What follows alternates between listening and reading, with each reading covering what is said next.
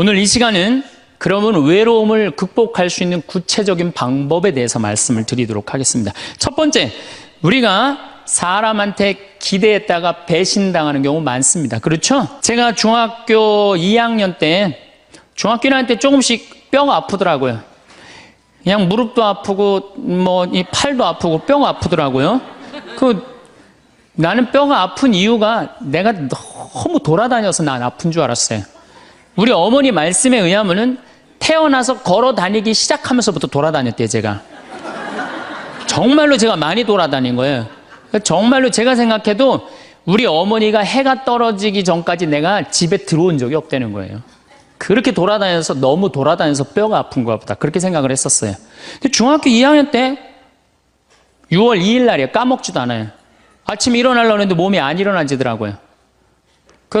딱 보니까 팔도 안 움직여지고 다리도 안 움직여진 거예요. 병원에 가봤더니 루마티스 관절염이라는 거예요. 그래갖고 내가 움직이질 못했어요. 6개월 동안 밥도 손이 오므라져 이제 밥을 먹죠. 걸어 다니지도 못하고. 그래서 학교를 2년을 못 다녔어요. 2년. 총 고등학교 1학년까지 3년을 못 다녔어요. 학교 못 다닐 때 제일 부러운 게 누구냐? 가방 들고 학교 가는 애들이 제일 부러워요. 그럼 아침에 걔네들은 학교 가고 어쨌든 공부를 하든 하루 종일 놀다 오잖아, 학교 가서. 근데 나는 아무데도 내 말을 들어주는 사람도 없고 말할 데도 없고 너무 고독한 거죠. 그 외로움이 뭔지를 저는 너무 어렸을 때 알은 거죠. 그래서 해 뜨는 게 싫었어요.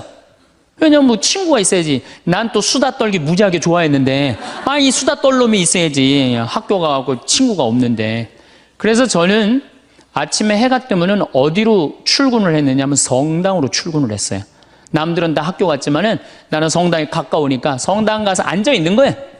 성당 앉아 있으면은 이제 십자가에 계신 예수님한테 말을 걸기 시작하는 거죠. 거기 왜 매달려 있느냐. 그 어린 나이에. 나 얘기할 사람이 누가 있어요? 아무도 없잖아요. 그러다가 또 예수님하고 얘기하다가 지치면은 오르간 노래하고, 그러다 또 성당 의자에서 자고, 그리고 오후 4시 되면은 나는 또 집에 오는 거예요. 그러니까 나한테 내 인생의 학교는 성당이 학교였어요. 그리고 내 선생님은 누구였느냐? 예수님이 선생님이었어요. 근데 처음에는 그게 기도인지 몰랐어요. 그냥 예수님하고 얘기하는 거예요. 나 오늘은 어떻고 저떻고. 근데 그게 어느 날은 1시간도 짧고 어느 날은 2시간도 짧고 어느 날은 10시간 앉아 있어도 시간 가는 줄 모르는 거예요. 어떨 땐 사람하고 얘기하기 싫고 누구하고만 얘기하고 싶어? 예수님하고만 얘기하고 싶은 거예요. 그러면서 중학교 2학년, 3학년, 고등학교 1학년 내내 성당에서 지낸 거예요. 내내. 그런데 이제 내가 이제 몸이 아프니까 사람들은 병신이다, 학교를 안 다니니까 폐륜하다, 또 그냥 비가 오는 날은 그냥 길에서 쓰러지니까 무슨 저기 쓰러지면 간질이다, 별 소리를 다 했죠. 나를 두고. 참 괴롭더라고요. 근데 성당에 와서 예수님한테 하면은 참 예수님은 비밀도 잘 지켜줘. 예수님은 사람들한테 얘기하면 이 사람 저 사람한테 내 얘기 퍼뜨리고 그러잖아요. 예수님은 한번 말하면요 남한테 말을 퍼뜨리질 않아. 예수님은 얼마나 말하기가 좋아요. 그러니까 내 그 가장 외로운 시기에 내 동반자는 누구였느냐? 예수님이었어. 예수님. 그러니까 시간이 지나면 지날수록 내가 누구한테 나의 삶을 의지하고 내 외로움, 고독의 시간에 나와 함께 해줬던 분이 누구였느냐? 예수님이었다는 거죠. 여러분들도요, 인생 살아가면서 어려울 때 있어요. 그런데 엉뚱한데 무당한테 가서 의지하지 말고, 다른 데 가서 의지하지 말고, 내 얘기 언제나 24시간 들어주는 누구한테 의지하면 돼요? 예수님한테. 예수님은 언제든지 날 받아주신단 말이에요. 예수님은요, 요한복음 4장에 보면요, 그 사마리아의 그 우물가에서 여자를 만났는데 그 여자 5번 이혼한 여자예요. 5 남자하고 살은 여자예요. 여러분들 5 여자하고 살은 5 남자하고 살은 여자 어떨 것 같아요? 저 여자는 5 남자하고 결혼해서 이제까지 5번을 남자를 갈았어. 상대할 것 같아요? 안 할 것 같아요? 안 하죠? 근데 예수님은 그 여자하고요 인류 구원과 경배를 얘기를 해요. 그러니까 예수님은 안 받아들일 사람이 하나도 없다는 거예요. 마르코복음 5장에 보면은 예수님이 회당장 야이로의 딸을 살리러 가요. 회당장은 대단한 권한을 가지고 있는 사람이야. 근데 그 딸이 막 죽으려고 그래. 근데 예수님은요 성서에 보면 어린 나이한테 꼼짝 못 하시는 분이 예수님이에요. 참 어린 나이 좋아하세요. 근데 어린아이가 죽으려고 그러니까 예수님 바삐 가고 있었어요. 예수님 막 사람들 막 끌려 뭐 주위에 많은데 그냥 그 딸을 살리러 간단 말이야. 그런데 예수님이 바삐 가는데 한 여자가 있었어요. 이 여자는 12년 동안 하혈을 한 여자예요. 12년 동안. 당시 유대에서 여자가 피를 흘린다. 그럼 7일 동안 부정하다고 그랬어요. 그리고 피를 흘리는 여자 몸에만 닿아도 저녁까지 부정하다고 그랬어요. 더욱이 레위기 15장에 보면은 여자가 피를 흘리는 내내 부정하다고 그랬어요. 이 여자는 몇 년 동안 피를 흘리냐면 12년을 피를 흘렸어. 그러니까 12년 동안 사람 취급 못 받은 여자예요. 더욱이 이제 내가 이제 병을 고치려고 있는 돈을 누구한테 다 탕진했어? 의사한테 다 탕진하고 돈도 한 푼도 없지. 12년 동안 부정한 여자지. 그리고 이 여자 몸에만 닿아도 이 부정하다고 사람들이 이 여자 근처에도 안 간 거야. 근데 이 여자는 정말 이제 낫고 싶은 거야. 너무너무 낫고 싶은데 예수님이라는 분이 저분은 나를 고쳐줄 거라는 믿음이 있었던 거죠. 그래갖고 그 앞에 나서서 저를 낫게 해주십시오. 이 말을 못했던 거예요. 너무 창피하잖아요. 12년 동안 피 흘린 여자가 사람 취급도 못 받았는데 감히 어떻게 예수님 앞에 나서서 나 지금 피 흘리니까 나 좀 고쳐달라고 얘기를 하겠어요. 그렇지 않겠어요? 그러니까 예수님 가는 뒤에 옷자락만이라도 잡으면 내가 나을 수 있지 않은가. 그래갖고 예수님 옷자락을 잡아요. 근데 사실은 이것도 굉장히 용감한 행동이죠. 왜냐하면 이 여자 몸에 다도 부정한데 이 부정한 여자가 그 거룩한 예수님 옷자락을 잡으니까 이 얼마나 부정한 일이에요. 이 여자가 뒤에서 예수님 옷을 딱 잡은 거야. 근데 싹 나버린 거예요. 기가 막힌 일이 본인한테 벌어진 거죠. 그리고 예수님이 그냥 가면 되지. 뭘 그걸 또 서갖고 또, 아니, 기적의 힘이 나간 걸 아시고 찾는 거예요. 나한테 지금 기적의 힘이 나갔다. 그 많은 사람들이 예수님을 밀쳤다고 그러거든요. 근데 저는 이 성서를 읽으면서도 믿음이 있는 사람한테 기적이 일어나는 거죠. 믿음이 없는 사람한테 기적이 안 일어나요. 그 많은 사람이 예수님을 밀쳤는데 다 기적이 안 일어났는데 이 여인에게만 기적이 일어난 거죠. 그 기적의 힘이 빠져나간 걸 이 여인이 믿음이 있었기 때문에 그런 거죠. 찾아요. 어떤 내가 지금 기적의 힘이 나갔다. 누구냐? 그러니까 이 여자가 쭈삣쭈삣 나와요. 주님, 제가 만졌습니다. 이 거룩한 예수님을 12년 동안 피가 흘린 여자가 만진 거야. 그러니 우리 입장에서 보면은 얼마나 기분 나쁠 수 있어요. 부정한 여자가. 내가 지금 동티난다고 그러죠? 회당장 딸을 살리러 가는데 그냥 12년 동안 피 흘린 여자가 그냥 옷을 만졌으니 얼마나 이게. 그래갖고 그냥 혼이 날 줄 알고 이 여자는 두려운 얼굴로 그냥 예수님 앞에 겨우 나섰어. 근데 예수님이요, 한마디 해요. 딸아. 이 여자는요, 그 말 한마디예요. 예수님 옷자락 만져서 자기 몸이 낫고 예수님의 딸아 이 한마디로 그동안 12년 동안 무시당하고 소외당했던 마음의 병 싹 난 거예요. 딸아, 내 믿음이 너를 살렸다. 그 다음에 예수님이 또 한마디 하세요. 평안히 가거라. 여러분들 아무도 나를 돌아보지 않는다 하더라도, 나를 돌보는 사람이 아무도 없다 하더라도 누구한테 손을 뻗쳐서 옷자락을 잡으면 여러분들은 평안해질 수 있어요? 예수님한테. 딴 데 엉뚱한 데 가서 여러분들 외로움 달래려고 그럴 필요 하나 없어요. 예수님 앞에 나서면 돼요. 그런데 문제는 신부님 예수님 앞에 잘 나서지지가 않아요. 저도 중학교 2학년 때 하루아침에 기도된 게 아니에요. 제가 얘기했잖아요. 출근했다고 아침 9시에 학교 간 거지. 성당에 하루 종일 앉아 있었는데 2년을 그렇게 앉아 있었어요. 2년을. 그것도 아침 9시 오후 4시까지 아무것도 할 일이 없으니까 뭐 공부를 해 뭐를 해 학교를 안 다니니까 그냥 하루 종일 성당에 앉아 있는 거야. 그래서 여러분들 외로우신 분들 어디로 가면 돼? 예수님한테 가라. 성당에 가서 앉아 있어라. 자, 그리고 이제 두 번째로는 내가 외롭기 싫으면은 두 번째는 친구를 잘 둬라. 친구. 이게 100년 살다 보면은요, 자식 어쩔 수 없을 때 있어요. 자식은 이거 바꿀 수 있는 게 아니잖아요. 그렇죠? 자식은 천륜이야.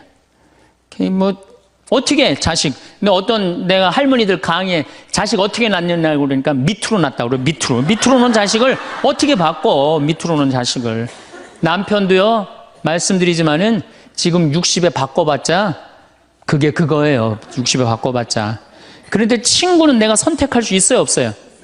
친구는, 그리고 친구는 이런 이 많은 분들 여기 지금 계시잖아요. 그럼 그 중에 정말로 괜찮은 사람이 눈에 띄어요. 정말로 사람이 진중하고 따뜻하고 편안하고 그런 사람이 있어요. 그럼 그런 사람 친구 하시면 돼요. 우리 인생에 친구처럼 중요한 게 없어요. 여러분들, 내가 부부싸움을 했어. 부부싸움을 해갖고 내가 아유 이놈의 집에서 더러워서 내 못 살겠다. 그래갖고 보따리를 싸들고 나왔어. 저녁 8시에. 그래갖고 친구한테 전화하고, 친구야, 나 지금 부부싸움에서 보따리 싸들고 나왔거든. 근데 나 어디 딱히 갈 데가 없는데 나 니네 집에서 오늘 하룻밤만 재워줘. 남편도 있고 자식도 있지만 난 니네 집에서 하룻밤만 재워줘라고 전화할 수 있는 친구가 몇 명이나 될 것 같아요, 여러분들? 몇 명이나 될 것 같아요? 쉽지 않을 거려. 그 집에 남편도 있고 자식도 있는 집에 내가 보따리 싸들고 그 집에 가갖고 하룻밤 자는 거. 그런 친구 3명만 있어도 행복하다는 거예요. 그런 친구 10명 있으면 진짜 행복하다는 거. 영국에서 연구 결과가 나왔어요. 그런 친구 27명 있는 사람이 제일 행복하대요. 근데 그런 사람이 얼마나 돼요? 그러니까 이젠 친구 사귀는 일에 신경을 좀 쓰라는 얘기예요. 저는 내가 이렇게 강원도 평창에서 이제 서울 쪽으로 강의 나올 때 늦게 끝날 때가 있어요. 그럼 나는 내 동창 신부 집에 가서 자요. 그럼 참 고마운 게, 동창 신부 집에 가면 동창 신부가 자기 안방을 내줘요. 너 여기서 자라고. 아니야. 나는 뭐 자고 갈 건데. 그러면은 그 동창 신부가 뭐라고 그러냐면은, 너는 멀리 강의 다니니까 편안하게 자. 나는 맨날 여기서 자니까 마루에서 자도 돼. 그리고 자기 안방을 내주는 내 그런 친구들을 보면은 난 너무너무 행복한 거. 그런 친구가 있는 게. 제가 이제 강원도 평창에 이제 생태마을, 저는 수원교구 신부인데 원주교구에 들어가서 살아요. 뭐 우리 주교님 그냥 또 신부들이 누가 거길 가느냐 반대 많이 했어요. 근데 작년에 우리 생태마을에 25,000명이 왔어요. 굉장히 많이 와요. 그리고 이제 지금 내가 이제 황토 찜질방도 이제 해놔고 이제 더 많이 올 거야, 이제. 우리 생태마을에. 그러면은 여러 주교님들이 그래요. 황 신부 어떻게 하길래 거기 그렇게 많은 사람들이 피정으로 오느냐. 누구 때문에 그러냐 하면 친구 때문에 그래요. 우리 수원교구 신부님들이 400명이나 돼요, 400명. 그러면 저는 가을만 되면 내가 농사 짓잖아. 우리 된장, 우리 콩으로 내가 매주 직접 띄워갖고 콩, 된장 맛있는 거 떴으면 다 보내줘요, 400명한테. 그리고 김치 담아갖고 다 보내줘요, 택배로. 다 보내줘요. 내가 농사진 김치다, 맛있게 먹어라. 올해는 청국장 가루 다 한 통씩 보내줘요, 신부님들한테. 사나이가 갑바가 있어야지 말이지. 그리고 내가 편지해갖고 다 보내줘요. 그래갖고 매년 내가 농사 짓는 그 결과물을 내 사랑하는 동료 신부님들 400명한테 다 보내준단 말이에요. 그러면은 1월달, 2월달에 이제 주일학교 선생님들이, 신부님, 올여름에 우리 주일학교 여름 피정 어디로 보낼까요? 평창. 우리 노인대학 1박 2일 수학여행 어디로 보낼까요? 평창. 나한테 얻어먹은 게 얼만데. 친구는요, 기브 앤드 테이크예요. 여러분들 정말로 저 사람이 괜찮으면요, 여러분들 뭔가를 선물을 하셔야 돼. 시간도 선물하고, 그렇죠? 그 다음에 내가 소중한 거 있으면 선물하고, 그런 게 중요해요. 그 집에 만약에 초상이 났으면 가서 도와주고, 그래야지 친구를 얻는 거죠. 더욱이 친구 중에 내 영혼에 도움이 될 수 있는 영적 지도자, 그 요새 멘토라고 그러죠, 멘토.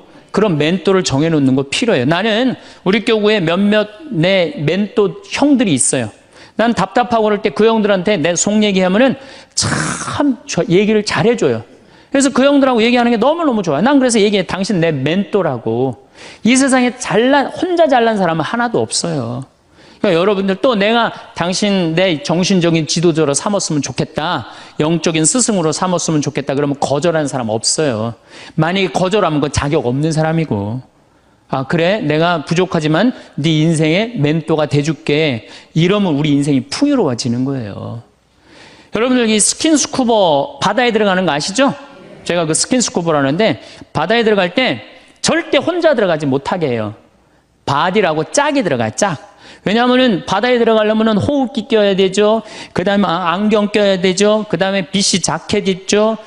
산소호흡기 이거 뒤에 저 공기통 매달고 들어가죠. 바다에 들어가면 아무것도 안 보여요. 그러고 혹시 낚싯바늘에 걸리면 죽어요. 그런데 짝이 따라 들어가면요, 칼을 차고 들어가서 낚싯바늘로 탁 끊어주면 금방 살아요. 우리 인생이라는 이 험한 세상을 살아가면서 내가 낚싯바늘에 걸려 있을 수 있잖아요. 그렇죠? 근데 그걸 누가 쉽게 봐줘요? 친구가 쉽게 봐줘요. 그런 친구를 우리는 사귀어야 된다는 거예요. 그래서 여러분, 그런 친구 얼마나 있어요? 만약에 없다면 오늘부터 사귀세요. 오늘부터 찾으세요. 지금 60에 사귀어도 늦지 않아요. 60에 사귀어도 110살까지 50년 동안 친구할 수 있어요. 그럼요, 얼마든지 할 수 있어요. 그래서 좋은 친구들 지금부터 사귀는 거. 그래서 저는 우리 생태마을에 많은 분들이 찾아와요. 제가 아무리 바쁘긴 하지만은 가능한 한 나를 찾아오는 분들한테 소중하게 대하려고 그래요. 왜? 그분들이 내 인생의 풍요니까. 많은 좋은 사람들을 사귀는 것처럼 즐거운 일은 없다는 거죠. 신부님, 인간이 얼마나 치사한 줄 압니까? 그래서 나는 아무 도움도 안 받고 아무 도움도 청하지 않고 나는 혼자 살아갈 겁니다. 그 사람 외로울 것 같아요? 안 외로울 것 같아요? 외로울 수밖에 없죠. 담은 자기가 쌓는 거예요. 예수님은 제자들, 그렇게 친한 제자들 어떻게 했어요? 3년 동안 그렇게 동고동락했는데 마지막에 배반했어? 안 배반했어요? 그 정도 배반하고 갔으면 여러분들 정말로 친한 친구가 나 죽기 직전에 배반했어. 다 도망가 버렸어. 근데 내가 다시 구사일생으로 살아났어. 그럼 나 배반하고 돌아간 놈들, 또 떠나간 놈들 다시 만날 것 같아요? 안 만날 것 같아요? 안 만나죠? 근데 예수님은요, 다시 살아나고 난 다음에 그 제자들 다시 불러요. 나하고 다시 사업 시작하자. 구원 사업 다시 시작하자. 친구는요, 원래 내 돈도 떼어먹고 배반도 하고 그러는 게 친구예요. 일생 살면서. 어떻게 내 마음에 딱딱 맞는 사람들만 친구할 수 있어요. 그래도 예수님은 그 자기 버리고 도망간 제자들 다시 불러서 구원 사업 다시 시작하셨어요. 그래서 여러분들, 혹시 여러분들이 좀 힘든 사람이 있다 하더라도 결코 인연 끊지 말라는 거예요. 그래서 그대 그런 사람을 가졌는가? 황석헌이라는 분이 시를 쓴 거예요. 참 내용이 좋아요. 말리길 나서는 길 처자를 내맡기며 맘 놓고 갈 만한 사람, 그 사람을 그대는 가졌는가? 온 세상이 다 나를 버려 마음이 외로울 때에도 저 마음이야 하고 믿어지는 그 사람을 그대는 가졌는가? 탔던 배 꺼지는 시간 구명대 서로 양보하며 너만은 제발 살아다오 할 그 사람을 그대는 가졌는가? 불의 사형장에서 다 죽어도 너희 세상 빛을 위해 저 사람만은 살려두거라 일러줄 그 사람을 그대는 가졌는가? 잊지 못할 이 세상을 놓고 떠나려 할 때 너 하나 있으니 하며 빙긋이 웃고 눈을 감을 그 사람을 그대는 가졌는가? 온 세상의 찬성보다도 아니라고 말하며 가만히 머리 흔들 그 한 얼굴 생각에 알뜰한 유혹을 물리치게 되는 그 사람을 그대는 가졌는가? 여러분, 그런 친구 있으세요? 없어요? 그러면요, 오늘부터 그런 친구 찾아 나서세요. 그리고 뭐 찾아 나서기 어려우면 옛날부터 사귀었던 친구 다시 연락하세요. 다시. 그래도 친구는 오래 묵은 게 좋아요. 그런 과거에 있는 친구들 다 잊지 말고 다시 찾아서 만나면요, 옛날부터 사귀었던 친구는 다시 처음부터 시작할 수 있어요. 얼마든지. 그래서 내가 연락 안 하고 사는 사람 굉장히 불쌍한 사람이에요. 친구들하고 연락 잘하고 사세요. 그 유한진 씨가 질환지교를 꿈꾸며라는 이 조그만 글을 써놨는데 이건 참 유명한 글이죠. 참 좋은 것 같아요. 제가 읽어드릴게요. 저녁을 먹고 나면 허물없이 찾아가 차 한 잔을 마시고 싶다고 말할 수 있는 친구가 있었으면 좋겠다. 입은 옷을 갈아입지 않고 김치 냄새가 좀 나더라도 흉보지 않을 친구가 우리 집 가까이에 살았으면 좋겠다. 비 오는 오후나 눈 내리는 밤에도 고무신을 끌고 찾아가도 좋을 친구. 밤 늦도록 공허한 마음 놓고 열어 보일 수 있고 악의 없이 남의 얘기를 주고받고 나서도 말이 날까 걱정되지 않는 친구가. 사람이 자기 아내나 남편, 제 형제나 제 자식하고만 사랑을 나눈다면 어찌 행복해질 수 있을까? 영원히 없을수록 영원을 꿈꾸도록 서로 돕는 진실한 친구가 필요하리라. 이런 친구 우리 필요해요. 그래야지 인생이 외롭지 않죠. 난 친구 하나도. 그래서 저는 요즘 제가 뭐 강의한다고 요새 전국에 돌아다녀갖고 정말로 동창들을 잘 못 만나요. 그래서 정말로 내가 요즘 갈등하고 있는 게 있어요. 내 이제 동창 신부들이 이제 친한 신부들이 골프를 많이 쳐요. 이제 나이도 이제 50이 다 돼가니까. 그래서 나도 그 친구들하고 사귀려면은 그 친구들하고 시간을 같이 보내면 골프를 쳐야 되겠다. 이런 생각을 하고 있어요. 그래갖고 이제 골프채도 내 아주 친한 형이 나 하나 선물해줬어요. 골프채를 선물해줘갖고 이제 골프를 쳐야 되겠다 마음을 굳게 먹고 있는데 이놈은 강의가 너무 많아갖고 나는 골프를 간절히 치고 싶어요. 골프를 치고 싶어서 치는 게 아니고 내 친구들하고 어울리고 싶어서 치고 싶어요. 근데 바빠서 지금 못 치고 있는데 내년에는 어떻게 해서든지 한번 내가 쳐보려고 그래요. 이제 누구 때문에? 친구 때문에. 친구는요 그런 얘기 있죠. 나이를 먹으면 먹을수록 친구 돈으로도 사라는 거예요. 돈으로라도. 나이를 먹으면 여기 나이 드신 분들 입은 다물고 지갑은 열으라고 그러잖아요. 그래갖고 젊은 사람들 친구 많이 사귀는 것도 중요한 거예요. 그냥 안 쓰고 그냥 가만히 뒷방에 그냥 끌어안아갖고 돈 많이 남겨놓으면요 자식들 서로 싸우기나 해요. 그러니까 여러분들 마음껏 쓰시다가 그리고 돌아가시는 게 훨씬 나은 거예요. 그렇다면 이제 첫 번째는 우리가 하느님한테 예수님 앞에 나설 때 외롭지 않아요. 두 번째는 친구가 중요해요. 친구를 많이 사귀어두세요. 세 번째는 내가 외롭기 싫으면요 봉사활동을 하세요. 여러분들 왜 나 찾아오는 사람 하나도 없지? 여러분들이 찾아가시면 되잖아요. 그렇죠? 중증 장애자들 시설에 가보세요. 여러분들 도움 필요한 사람들 참 많습니다. 고아원회를 가든지 양로원을 가든지 우리가 할 수 있는 일이 너무너무 많아요. 성당에서도 내가 집 밖에 안 나가면 외로울 수밖에 없어요. 단체에 가입을 하세요. 레지오 가입하면 얼마나 좋아요. 가갖고 거긴 봉사활동도 일주일에 1시간, 2시간 나가게 돼 있잖아요. 의무적으로. 그거 얼마나 좋아요. 근데 이 레지오 갔는데 너무 마음에 안 들어. 그 단원들이. 그럼 옮기세요. 다른 레지오로. 거기서 괜히 머리 터지게 싸우지 말고. 다른 레지오로 옮겨요. 그 레지오도 갔는데 거기도 마음에 안 들어. 그러면 성가대로 옮겨버려요. 성가대로.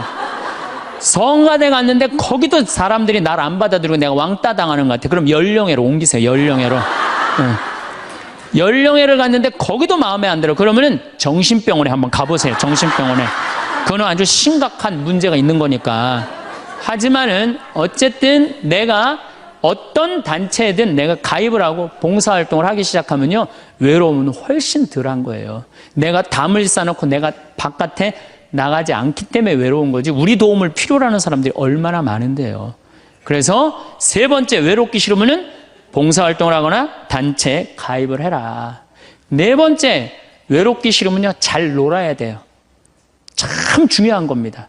잘 노르셔야 돼요. 하느님 6일 일하고 7일째 쉬셨어요? 안 쉬셨어요? 예수님 노는 거 참 좋아하신 분이에요. 예수님 항상 어울려 다니길 좋아하셨어요. 어울려 다니길. 항상 잔치집, 집집마다 그냥 돌아다니면서 그냥 잔치집마다 가서 축하해주고 혼인집에 가서 축하해주고 예수님 참 잘 노르셨어요. 그리고 예수님은 그 12제자 친구들하고 노는 걸 참 좋아하셨어요. 그러니까 우리가 노는 게 중요해요. 그래서 여러분들도 잘 노세요. 저는 내가 골프는 아침부터 저녁까지 시간을 버야 돼서 그렇지만 잠깐은 잘 놀아요. 전 뭐 야구장도 좋아하고 제가 지난번에 미국에 강의를 갔는데 그 바쁜 스케줄 중에서도 뉴욕에 강의를 갔는데 내가 거기서 부탁한 게 하나 있어요. 뭘 부탁했느냐면 뉴욕 양키즈 야구장 가고 싶다고. 그래서 아예 한국에서 떠나기 전에 예약을 미리 해놨어요. 그래갖고 뉴욕 양키즈 그 강의 끝나고 가서 야구 구경했어요. 근데 그날 마침 박찬호 선수가 공 던지러 나왔더라고요. 그래서 내가 그거 보고 사인볼도 받아왔다니까요. 그 바쁜 와중에도. 그래서 저는 스킨스쿠버 하죠. 볼링 하죠. 야구장 구경 가는 거 좋아하죠. 바빠요. 노느냐고 바빠요. 외로울 시간이 어디 있어요. 그러니까 여러분들도 제발 많이 놀 수 있는 걸 찾으세요. 신부님 무슨 돈으로? 애 휴학시키고 그 돈 가지고 놀아요. 괜히 그냥 애 그냥 힘들게 그냥 공부도 못하는 거 그냥 대학 나와도 취직도 안 되는 대학 괜히 돈 쏟아붓지 말고 그 돈 가지고 애하고 여행이나 다니는 게 훨씬 나을 수도 있어요. 어떻게 보면은. 그래서 잘 놀아라. 다섯 번째, 우리가 외롭기 싫으면 수다를 떨어라. 수다. 말을 하고 살아야 돼요. 근데 우리는 말 못하게 하잖아요. 침묵은 금이다. 그러죠? 근데 제가 오늘 이 말을 바꿀게요. 침묵은 우울증으로 가는 지름길이다. 사람은요, 속에 있는 얘기를 하고 살아야 돼요. 이걸 자꾸 쌓아놓으면요, 우울증에 걸려요, 우울증에. 그래서 내가 본당 신부할 때 교우들이 모여갖고 수다 떨 때 누구 수다 떠는 게 제일 좋아요? 본당 신부 흉보는 게 제일 좋잖아요. 막 나 흉보다가 걸려도 난 뭐라고 안 그래요. 왜냐하면 사람은요, 다 뒷담화 까게 돼 있거든요. 네. 누구래도. 그럼 그거 뭐 노할 필요가 뭐 있어요? 그냥 걸려도 내가 계속 수다 떨으라고 그래. 그럼 우리는 누구 수다 떨면서 살아요? 주교님 욕면서 살아요. 주교님 수다 떨면서. 우리 요새 우리 주교님은 그냥 너무 좋으시고 착하셔갖고 별로 수다 떨 일이 없어갖고 별로 재미가 없지만은 그래도 이 사람은요, 말을 하고 살아야 돼요. 말을 하고. 그래서 그러니까 친구가 중요한 거, 수다 떨 친구가 중요한 거죠. 내가 이렇게 우리 교구 신부들 연수회 가면은 참 얘기하는 게 즐거워요. 신부들하고 같이. 그 같은 생각을 가지고 같은 삶을 지향하는 사제들하고 수다 떠는 게 얼마나 즐거워요. 그래서 여러분들하고 같은 생각을 가지고 있는 사람들하고 뭘 해라? 수달 떨어라. 수달 떨어라. 6번째, 외롭기 싫으면 공부하세요. 외롭기 싫으면 공부하세요. 저는 요즘 하는 영어 외우는 거 공부를 해요. 재밌어요. 혼자 있으면은 뭐 토익, 토플 그냥 나는 아까 말씀드렸지, 나는 학교를 안 다녀갖고 영어를 잘 못해요. 지금 이 나이에 먹어갖고 영어 공부하는 재밌더라고요. 아주 시간 가는 줄 몰라요. 하루에 한두 시간 금방금방 지나가요. 여러분들도 한자, 삼천자 그거 1급, 2급, 3급, 4급, 5급 시험 있다며요. 그래갖고 삼천자 지금 공부하면은 그거 한두 달 금방금방 가요. 외로울 시간이 어딨어. 꼭 아무것도 안 하는 사람들이 외롭다는 거, 가만히 있으면서 외롭다고 그래요. 그 다음에 7번째, 외로우면은요, 운동하세요, 운동. 헬스 1시간 하면요, 시간 금방 가요. 수영 1시간 해도 시간 금방 가요. 저는 요즘은 이제 조금 하여튼 건강에 문제가 있어갖고 가격한 건 못하는데 내 방에서 이제 자전거 타요, 자전거. 특히 산에 다니는 건 참 좋은 것 같아요, 산에. 산이야말로 이제 제가 좀 이따 말씀드리겠지만 우리를 자유롭게 해주는 공간이에요. 우리나라도 요즘 또 둘레길, 올레길, 길을 얼마나 잘 만들어 놨어요. 그런데 돌아다니기만 해도 시간 충분하죠. 거기다가 친구. 만약에 친구 없으면 묵주 들고 다니면 되잖아요. 네? 묵주 들고 다니면 되잖아요. 그 외로울 시간이 어디 있어요. 8번째, 외롭기 싫으면은 웃어라. 웃음은 제가 보기에는 우리 인생을 타파하는, 어려움을 타파하는 가장 좋은 약입니다. 여러분들 막 웃을 때 아이고 배야 그러고 웃을 때 많죠?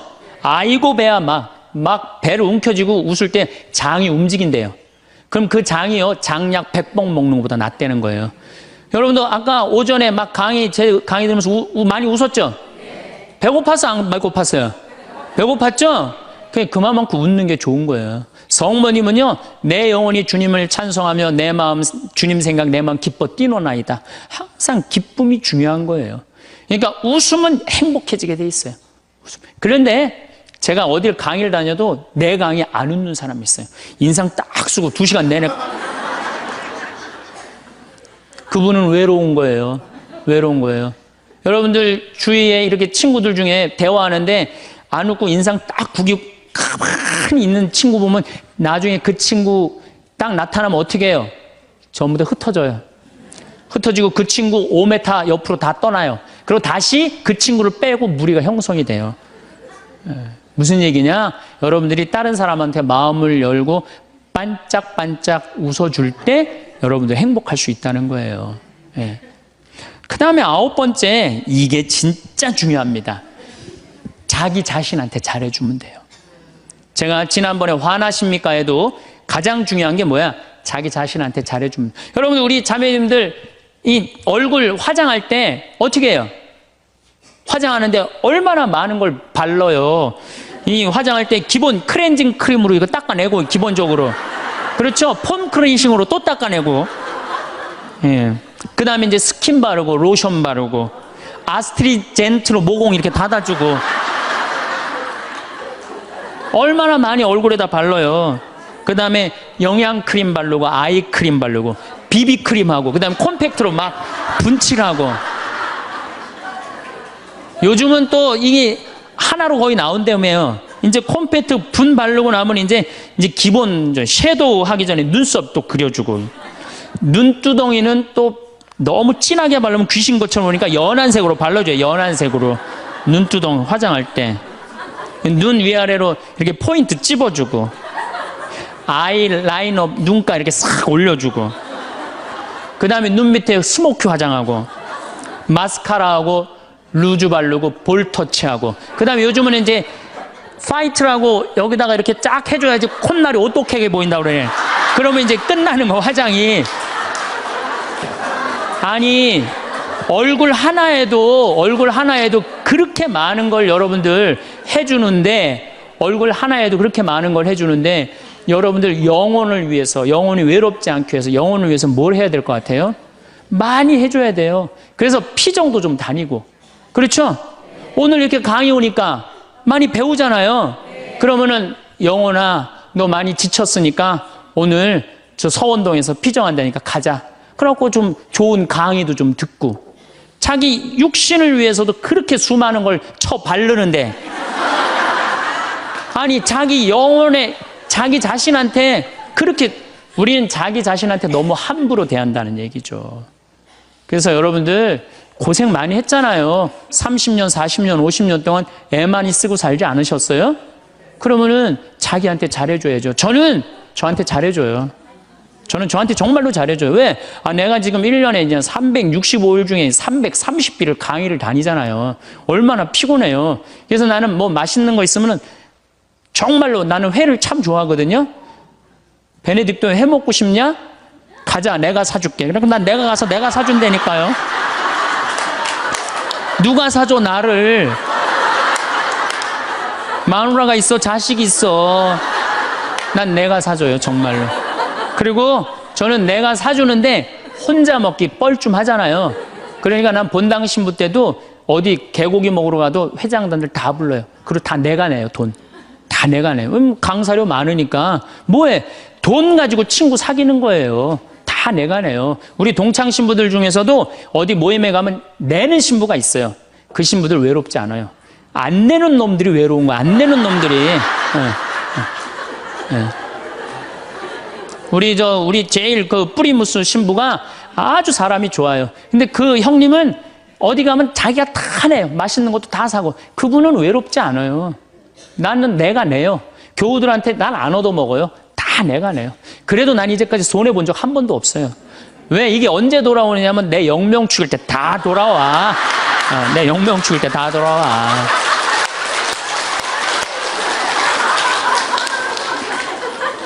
인생은 기브 앤드 테이크예요. 내가 줄 때 내가 받는 거지, 내가 안 쓰면은요, 난 외로운 거예요. 그래서 나눌 줄 알아야 돼, 나눌 줄. 그래서 자기한테 잘해주라는 거. 제가 예수 마음 피정이라는 걸 한번 가봤는데 참 좋더라고요. 여러분들도 그런 피정도 지금 뭐 저쪽 어디 일산 쪽에서 그런 피정이 있거든요. 우리나라에 좋은 피정들 주보에 보면 얼마나 많이 나와요. 그렇죠? 그러면 야, 영혼아, 너 30년 40년 동안 너무너무 힘들게 살았으니까 내가 너 이번에 피정 시켜줄게. 가자. 그래갖고 등록하세요. 그래서 갔다 오세요. 우리 생태마을도 생태피정이라는 게 있어요. 그래갖고 모종내도 보고, 오이도 따보고, 그런 피정. 그럼 그런 거 딱 찾아갖고, 그런데 피정 2박 3일 동안 자연 안에서 머무르고, 자기한테 투자하세요. 신부님 무슨 돈으로? 휴학시키면 됩니다. 10번째, 제일 중요합니다. 계속 중요하죠. 10번째, 외로움을 즐길 줄 알아야 돼요. 그렇게 온갖 행동을 다 해도 인간은 어쩔 수 없이 혼자예요. 어쩔 수 없이. 내가 아무리 많은 사람 속에 있어도 혼자 있는 시간은 그건 어쩔 수 없어요. 그렇죠? 그러면 그 혼자 있는 시간을 자기가 즐길 줄 알아야 돼. 그걸 막 어떻게 주체를 못하면 안 되고 혼자 있는 걸 즐길 줄 알아야 돼. 이 혼자 있는 걸 즐길 줄 아는 분이 누구였느냐면 예수님이에요. 예수님. 예수님 철저하게 외로움을 즐길 줄 아십니다. 예수님 구원 사업 시작하기 전에 40일 동안 단식하세요. 광야에 나가갖고 혼자 40일 동안. 그래서 여러분들도 이제 한 60년 이렇게 애썼으면은 40일 동안 보따리 싸들고 어디 광야에 가갖고 탁 좀 자기가 혼자 머무를 줄 알아야 돼. 자기 여행도 가고 아니면은 그 각 수도원이나 뭐 피정집들 많잖아요. 그런 데 가고 혼자 내가 이제까지 살아온 거 한번 쭉 글 쓰면서 내가 이제까지 태어나서 지금까지 아팠던 일, 즐거웠던 일, 행복했던 일 쫙 적어보고 앞으로 또 한 3, 40년 또 있는 인생 어떻게 살 거냐, 뭘 하고 싶어. 요즘 뭐 텔레비전에 뭐 남자가 죽기 전에 뭐 해야 될 101가지 뭐 이런 게 있잖아요. 그럼 나는 내 인생에 남은 건 뭘 할 건가? 혼자 그런 시간을 가져야 된다. 예수님은 구원 사업 시작하기 전에 바로 40일 동안은 혼자 머무르셨다는 거예요. 그리고 예수님 마르코복음 1장에 보면 전도 여행 시작하기 전에 예수님 혼자 계세요. 다음 날 새벽 아침 캄캄할 때 예수님께서는 일어나 외딴 곳으로 나가셔 그곳에서 기도하셨다. 구원 사업 시작하기 전에 예수님이 하시는 건 뭐야? 조용히 일찍 일어나갖고 외딴 곳에 가서 기도하시는 거예요. 그러니까 혼자 머무르는 걸 두려워하지 않으셨다는 거예요. 그러니까 여러분들도 혼자 있는 시간을 두려워하실 필요 하나가 없어요. 예수님은 굉장히 고독하셨어요. 그러나 그 고독을 이겨내는 방법을 아셨죠. 예수님은 제자들을 뽑으실 때도 루카복음 6장 12절에 그 무렵 예수님께서는 기도하시려고 산으로 나가시어 밤을 새우며 하느님께 기도하셨다. 그리고 날이 새자 제자들을 부르시어 그들 가운데 12를 뽑으셨다. 이 제자들 뽑는 일 정말로 예수님 인생에 중요한 거였거든요. 그렇게 중요한 예수님이 정말로 제자들을 뽑으면 밤을 새워서 기도했다는, 밤을 새워서. 여러분들 밤 새워서 기도하신 적이 얼마나 되세요? 요즘 밤샘 기도 많잖아요. 여기 동성고등학교도 있고 저 삼성산에도 있고. 그럼 가갖고 좀 한 번쯤은 그런 시간을 좀 가질 필요가 있지 않으냐. 그래서 혼자 머무르는 걸 두려워하지 마시고 혼자 머무르는 걸 즐길 줄 알아야 된다는 얘기죠. 우리 주님께서 그렇게 하셨잖아요. 우리 주님께서. 그리고 예수님 마태복음 5장에 5천 명을 먹이신 대단한 기적을 하세요. 예, 하지만 기적 후 예수님은 군중을 돌려보내신 뒤 예수님께서는 따로 기도하시려고 산에 오르셨다. 그리고 저녁 때가 되었는데도 혼자 거기에 계셨다. 저녁 때가 돼도 어디 머무르는 걸 좋아하셨어요? 산에 머무르는 걸 좋아하셨다는 거예요. 그래서 여러분들 가능하면 산에 많이 다니세요. 돛 닦는 사람들은 산에 가서 닦는 거 원래. 돛 닦는 사람들은. 그래서 우리 절은 다 어디가 있어요? 산에 있잖아요. 돛 닦는 거. 근데 꼭 여러분들은 뭐 산에 들어갈 수는 없으니까 매일 산에 오르시는 거. 시간 많잖아요. 우리 할머니들 했던 뭐해? 아무것도 할 일 없죠? 예. 그래갖고 우리 할머니들 나한테 그런 소리 하는 할머니들 많아요. 신부님 잠이 안 와요. 당연히 잠이 안 오죠. 아침에 일어나고 그냥 하루 종일 쭈그리 앉아갖고 텔레비전만 계속 한 번도 안 움직이고 텔레비전 계속 보고 있는데 잠이 오겠어요? 저녁에 잠이 안 오는 거. 움직이라는 거예요. 산에 가서. 관악산, 이거 가깝잖아요. 관악산에 올라가고 꼭대기에 올라가고 그 밥도 공짜로 주잖아요. 절에서. 네.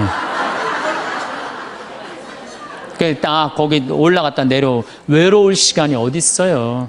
저는 제가 강원도 평창 생태마을에 들어가서 산 지 6년 돼. 6년이 되는데 사실은 신부는 본당 신부가 최고 행복해요.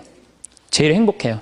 그런데 딱 저녁에 뭐 피정을 많이 오지만은 딱 저녁 강의 미사 딱 끝나고 나면 저녁 먹고부터는 아무도 나 찾아오는 사람 없어요. 본당 신부는 저녁에 사목회도 있고 무슨 주일학교들 교사들 뭐 자기 뭐 상담 혼인 상담 뭐 또 이제 장례도 나면 그냥 초상집도 가고 아유 저녁에 외로울 시간은 어디 있어요. 근데 저는 이제 그런 게 아무것도 없으니까 해가 지고 나면요 아무도 날 찾아오는 사람이 없어요. 그리고 우리 생태마을은 불빛이 없어요. 갖고 해가 딱 지면은요 깜깜해갖고 바깥에 우리 생태마을을 산책을 하려도 산책을 할 수가 없어. 내 다리가 보여야지 산책을 할 거 아니야. 내 다리가 보여야지. 그래갖고 그냥 저녁에 해만 지면 내 방에 딱 있는 거예요. 처음 한 3개월, 5개월은 힘들더라고요. 혼자 있는 게. 그런데 그게 이제 훈련을 하기 시작했어요. 혼자 있는 시간. 저녁 시간, 운동. 제가 운동하는 거 좋아하니까 운동하고. 그 다음에 저녁 시간 혼자 글도 쓰고. 그래서 책도 2권 썼잖아요. 네, 글도 쓰고. 그 다음에 제가 야구 구경 좋아하니까 텔레비에서 야구 구경도 하고. 성서, 강의 준비. 강의가 너무 많으니까 강의 준비도 하고. 그러니까 저녁에 딱 해가 지면은 이제는 저녁 시간이 나한테 너무 행복한 시간이에요. 혼자 있는 시간이 너무너무 좋은 거예요. 그래서 1년 365일 거의 저 혼자 있거든요. 너무너무 그 시간이 좋은 거예요. 저녁 시간.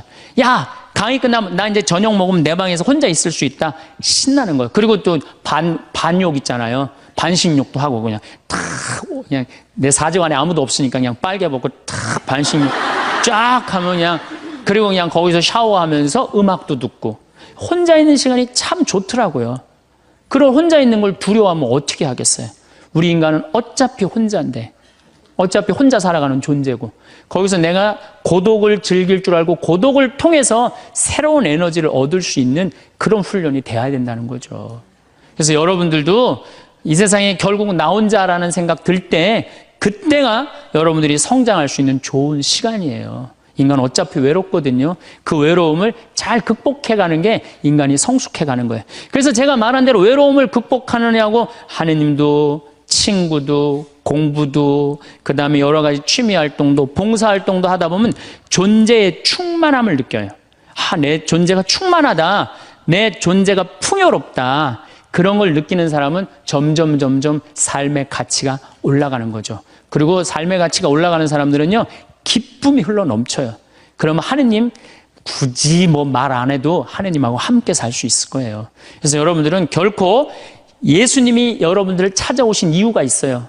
여러분들 너무 힘들고 어려운 이 세상에 내던져 놓고 난 다음에 마음이 안 된 거예요. 그래갖고 오신 거예요.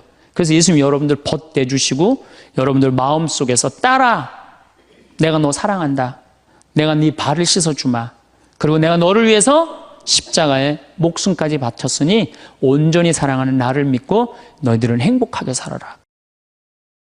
어느 날 문득 찾아오는 고요함 속에서 우리는 외로움이라는 감정과 마주하게 됩니다. 이 감정은 마치 갑작스러운 손님처럼 우리 마음의 문을 두드리며 때로는 반갑지 않은 존재로 여겨지기도 합니다. 하지만 외로움은 결코 부끄러워하거나 서둘러 쫓아내야 할 감정이 아닙니다. 오히려 이 감정은 우리가 살아있다는 증거이자 내면의 깊은 곳에서 무언가를 갈망하고 있다는 신호입니다. 모든 사람이 살아가면서 한 번쯤은 경험하게 되는 이 자연스러운 감정을 어떻게 바라보고 받아들이느냐에 따라 우리의 삶은 전혀 다른 방향으로 흘러갈 수 있습니다. 외로움을 단순히 피해야 할 고통으로만 여기지 않고 자신과 깊이 만나는 소중한 기회로 받아들일 때 우리는 뒤로서 진정한 내면의 평화를 발견할 수 있습니다. 많은 사람들이 외로움을 느끼면 급하게 그 감정에서 벗어나려고 합니다. 바쁘게 무언가를 하거나 소음으로 마음을 채우려 하기도 합니다. 하지만 이런 방법들은 일시적인 도피일 뿐 근본적인 해결책이 되지 못합니다. 진정한 해결은 그 감정을 있는 그대로 받아들이고 그 속에서 자신이 정말 원하는 것이 무엇인지를 찾아가는 데 있습니다. 외로움은 우리에게 현재의 삶을 돌아보고 더 나은 방향으로 나아갈 수 있는 기회를 제공해 줍니다. 이런 관점에서 바라볼 때 외로움은 더 이상 두려운 감정이 아니라 성장을 위한 소중한 신호가 됩니다. 혼자만의 시간이 주는 선물을 제대로 받아들이기 위해서는 먼저 내면의 힘을 키워나가야 합니다. 이는 마치 정원사가 씨앗을 심고 정성스럽게 가꾸어 나가는 것과 같은 과정입니다. 우리 각자의 마음속에는 이미 강인함의 씨앗이 심어져 있습니다. 다만 그 씨앗이 자라나기 위해서는 적절한 관심과 돌봄이 필요할 뿐입니다. 신앙이 있다면 그 믿음에 기대어 마음의 안정을 찾을 수 있고, 그렇지 않다면 자연 속에서나 좋은 책을 통해서 또는 고요한 명상 속에서 내면의 목소리에 귀 기울일 수 있습니다. 혼자 있는 시간을 두려워하지 않고 오히려 그 시간을 통해 자신의 진정한 모습과 만나게 될 때 우리는 놀라운 내적 성장을 경험하게 됩니다. 조용한 아침, 시간의 창가에 앉아 따뜻한 차 한 잔을 마시며 자신의 마음을 들여다보는 것도 좋은 방법입니다. 이런 소중한 순간들 속에서 우리는 평소 바쁜 일상에 묻혀 있던 진짜 자신의 소망과 꿈들을 다시 발견할 수 있습니다. 때로는 일기를 쓰며 하루를 정리하고 내일을 계획하는 시간도 내면의 힘을 기르는 데 큰 도움이 됩니다. 자신의 생각과 감정을 글로 표현하다 보면 마음속에 얽혀 있던 복잡한 감정들이 정리되고 더욱 명확한 방향을 찾을 수 있게 됩니다. 이런 과정을 거쳐 키워진 내면의 힘은 어떤 상황에서도 우리를 지탱해주는 든든한 버팀목이 되어줍니다. 외로움이라는 감정조차도 이제는 자신을 더 깊이 이해하고 성찰할 수 있는 귀중한 시간으로 변화시킬 수 있는 것입니다. 하지만 내면의 힘을 기르는 것만큼이나 중요한 것은 다른 사람들과 진정한 관계를 맺어나가는 것입니다. 사람은 본래 사회적 존재이기 때문에 타인과의 따뜻한 교감 없이는 완전한 행복을 느끼기 어렵습니다. 여기서 말하는 관계란 단순히 많은 사람들과 얕은 인사를 나누는 것이 아니라 서로의 진심을 나눌 수 있는 깊이 있는 우정을 의미합니다.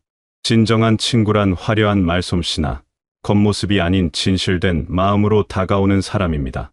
그런 사람과는 특별한 대화 기술이나 어려운 화제가 필요하지 않습니다. 그저 자신의 솔직한 감정을 편안하게 나누고 상대방의 이야기에 진심으로 귀 기울이는 것만으로도 충분합니다. 때로는 말이 아닌 침묵 속에서도 서로를 이해하고 위로할 수 있는 그런 관계가 바로 우리가 찾아야 할 진정한 우정입니다. 좋은 친구와 함께 산책을 하며 자연의 아름다움을 나누어 보거나 맛있는 음식을 함께 먹으며 소소한 일상의 즐거움을 함께하는 것들이 모두 마음을 따뜻하게 해주는 소중한 순간들입니다. 이런 관계를 만들어가기 위해서는 먼저 자신이 진실된 마음으로 다른 사람에게 다가가야 합니다. 상대방의 말에 진심으로 관심을 보이고 어려운 일이 있을 때는 함께 걱정해주며 기쁜 일이 있을 때는 진심으로 축하해주는 마음이 필요합니다. 이런 소중한 인연들이 하나둘 쌓여갈 때 외로움은 자연스럽게 따뜻한 연대감으로 변화하게 됩니다. 또한 지역사회의 여러 활동에 참여하거나 봉사를 통해 다른 사람들에게 도움을 주는 일도 마음에 큰 보람을 가져다 줍니다. 누군가에게 필요한 존재가 된다는 것 자체가 우리 삶에 깊은 의미를 부여해 주기 때문입니다. 도서관에서 책을 정리하거나 공원에서 환경 정화 활동에 참여하는 것 같은 작은 봉사활동부터 시작해도 좋습니다. 이런 활동들을 통해 비슷한 마음을 가진 사람들을 만날 수도 있고 함께 의미 있는 일을 해나가는 기쁨도 느낄 수 있습니다. 삶을 더욱 풍요롭게 만들어주는 또 다른 방법은 능동적인 자세로 다양한 활동에 참여하는 것입니다. 새로운 것을 배우고 익혀나가는 과정에서 우리는 자신도 몰랐던 잠재력을 발견하게 되고 성취감을 통해 자존감도 높아집니다. 어떤 분야든 상관없습니다. 책을 읽어 지식을 넓혀나가거나 악기를 배워 음악의 아름다움을 느껴보거나 그림을 그려 내면의 세계를 표현해보는 것 모두 의미 있는 활동들입니다. 처음에는 서툴고 어색할 수도 있지만 조금씩 실력이 늘어가는 과정 자체가 큰 즐거움을 줍니다. 몸을 움직이는 운동도 마음의 건강에 큰 도움이 됩니다. 걷기나 수영 같은 가벼운 운동부터 시작해서 점차 자신에게 맞는 운동을 찾아가면 됩니다. 운동을 통해 몸이 건강해질 뿐만 아니라 마음도 한결 가벼워지고 활력을 되찾을 수 있습니다. 규칙적인 운동은 스트레스를 해소하고 숙면에도 도움을 주어 전반적인 삶의 질을 향상시켜줍니다. 또한 정원 가꾸기나 요리하기 같은 일상적인 활동들도 마음의 평안을 가져다주는 소중한 취미가 될 수 있습니다. 작은 화분에 꽃을 심어 정성스럽게 가꾸어 보거나 새로운 요리법을 익혀 맛있는 음식을 만들어 보는 것도 창조적인 즐거움을 줍니다. 여행을 통해 새로운 풍경을 만나고 다양한 문화를 경험하는 것도 좋은 방법입니다. 멀리 떠날 필요는 없고 가까운 곳이라도 평소 가보지 못했던 장소를 찾아가 보는 것만으로도 일상에 새로운 활력을 불어넣을 수 있습니다. 중요한 것은 결과보다는 그 과정을 즐기는 마음가짐입니다. 완벽하지 않아도 괜찮고 남들과 비교할 필요도 없습니다. 그저 자신만의 속도로 천천히 즐겨나가면 그것으로 충분합니다. 이런 활동들을 통해 하루하루가 더욱 알차고 의미 있게 느껴질 것입니다. 무엇보다도 가장 중요한 것은 자기 자신을 진심으로 아끼고 사랑하는 마음입니다. 이것은 이기적인 것이 아니라 건강한 삶의 기초가 되는 필수적인 자세입니다. 자신을 사랑한다는 것은 자신의 장점과 단점을 있는 그대로 받아들이고 스스로에게 관대한 마음을 갖는 것입니다. 완벽하지 않은 모습도 인간다운 면으로 여기고 실수나 부족함에 대해서는 자책보다는 배움의 기회로 삼는 것입니다. 자신에게 너무 엄격하지 않으면서도 성장하려는 의지를 잃지 않는 균형감이 중요합니다. 몸의 건강을 챙기는 것도 자기 사랑의 중요한 표현입니다. 규칙적인 식사와 충분한 휴식, 적절한 운동을 통해 몸이 필요로 하는 것들을 제공해 주어야 합니다. 좋은 음식을 선택하고 충분한 수면을 취하며 정기적인 건강검진을 받는 것도 자신을 돌보는 구체적인 방법들입니다. 마음의 건강도 마찬가지로 소중히 다루어야 합니다. 스트레스를 받을 때는 적절한 방법으로 해소하고 부정적인 감정이 들 때는 그것을 억누르기보다는 건전한 방식으로 표현하고 받아들이는 것이 중요합니다. 자신만을 위한 특별한 시간을 만드는 것도 좋습니다. 좋아하는 차를 마시며 여유를 즐기거나 따뜻한 목욕을 하거나 좋은 음악을 들으며 휴식을 취하는 시간들이 모두 자신에게 주는 소중한 선물이 됩니다. 마음에 드는 옷을 입거나 좋아하는 향기를 맡는 것처럼 감각적인 즐거움을 통해서도 자신을 기쁘게 해줄 수 있습니다. 이런 작은 관심과 배려들이 쌓여 진정한 자기 사랑의 토대가 만들어지는 것입니다. 자신을 사랑하는 사람은 다른 사람도 더 깊이 사랑할 수 있게 되고 삶 전반에 걸쳐 긍정적인 에너지를 발산하게 됩니다. 외로움을 단순히 피해야 할 감정으로 여기지 말고 오히려 자신과 깊이 만날 수 있는 소중한 기회로 받아들여 보시기 바랍니다. 고요한 순간들 속에서 우리는 평소 바쁜 일상에 묻혀놓치고 있던 내면의 목소리를 들을 수 있습니다. 그 목소리는 우리에게 진정으로 원하는 것이 무엇인지, 어떤 삶을 살고 싶은지를 알려줍니다. 때로는 그 목소리가 낡은 상처를 치유하라고 말하기도 하고, 때로는 새로운 도전을 해보라고 격려하기도 합니다. 이런 내면과의 대화를 통해 우리는 더욱 진정한 자신이 될 수 있고 더욱 의미 있는 삶의 방향을 찾을 수 있습니다. 외로움은 결국 우리를 더 깊이 있는 인간으로 성장시켜주는 스승과 같은 존재입니다. 그 가르침을 받아들일 준비가 되었을 때 우리는 비로소 진정한 내면의 평화와 만족을 경험할 수 있게 됩니다. 혼자 있어도 외롭지 않고 사람들과 함께 있을 때도 진정한 교감을 나눌 수 있는 그런 균형 잡힌 삶을 살아갈 수 있게 되는 것입니다. 외로움이라는 감정을 통해 우리는 인간관계의 소중함을 더욱 깊이 깨닫게 되고 자신만의 고유한 가치를 발견하게 됩니다. 삶이라는 긴 여행길에서 외로움을 만났다고 해서 길을 잃은 것은 아닙니다. 오히려 그것은 잠시 멈춰 서서 지금까지 걸어온 길을 돌아보고 앞으로 나아갈 방향을 다시 한번 생각해 볼 수 있는 휴식의 시간입니다. 여러분 안에는 이미 모든 어려움을 헤쳐나갈 수 있는 지혜와 힘이 충분히 들어 있습니다. 다만 그것을 발견하고 키워나가는 시간이 필요할 뿐입니다. 외로움이라는 감정도 결국은 여러분이 얼마나 사랑받을 가치가 있는 소중한 존재인지를 깨닫게 해주는 신호입니다. 그러니 두려워하지 마시고 자신을 믿으시기 바랍니다. 진정한 행복은 멀리 있지 않습니다. 바로 지금, 이 순간 여러분의 마음속에서 시작될 수 있습니다. 작은 변화부터 차근차근 시작해보세요. 오늘 하루 자신에게 친절한 말을 건네보고 내일은 좋아하는 일을 하나 해보세요. 이런 작은 실천들이 모여 큰 변화를 만들어낼 것입니다. 내면의 평화를 찾고 진실한 관계를 맺으며 자신만의 의미 있는 활동을 통해 매일매일을 알차게 채워나가시는 아름다운 삶의 주인공이 되시길 바라겠습니다.